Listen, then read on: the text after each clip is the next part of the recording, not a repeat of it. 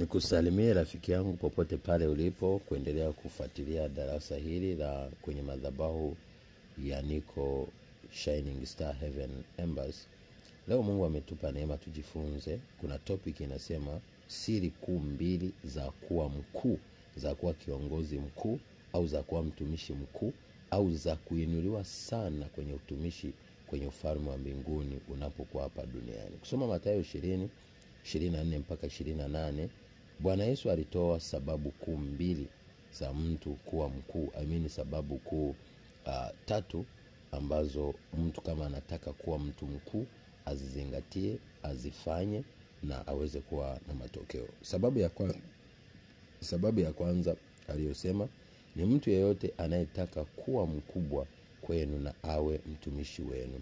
Tunaona Yesu anasema mimi nilikuja ni kama ni mwalimu na ni Bwana, ni kweli ndivyo nilivyo, lakini mimi nimekuwa mtumishi wenu. Ndio maana akachukua maji akawaosha miguu kuonesha ishara ya kwamba yule aliye mkubwa kwenye ufalme wa Mungu lazima awe mdogo, awe ni mtumishi wa wengine. Lakini sababu ya pili, mtu yeyote anayetaka kuwa wa kwanza kwenu na awe mtumwa wenu. Yaani wewe kama unataka kuwa wa kwanza, uwe mtumwa wa wote.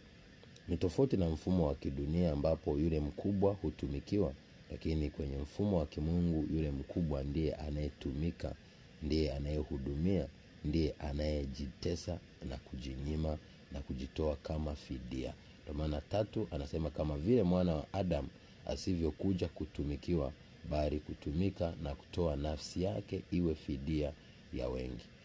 Yohana 3:16. Ndio maana maandiko yanasema kwa jinsi hii Mungu aliupenda ulimwengu hadi akamtoa mwanae wa pekee ili kila amwaminie asipotee awe na uzima wa milele.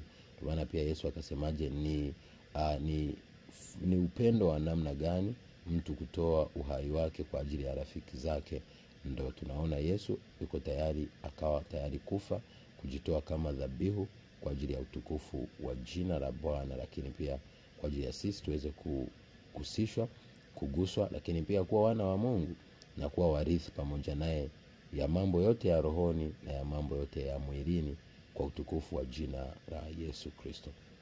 Kwa hiyo basi, unataka kuwa mkuu rafiki yangu, jifunze kujinyenyekeza, jifunze kuwatumikia wengine, jifunze kujitoa nafsi yako kama fidia kwa wengine, na tembea kwa upendo na uwe mtumwa wa wengine, ndipo Mungu atakuinua kwa wakati wako unapofika. Nawapenda in Jesus name. Shalom.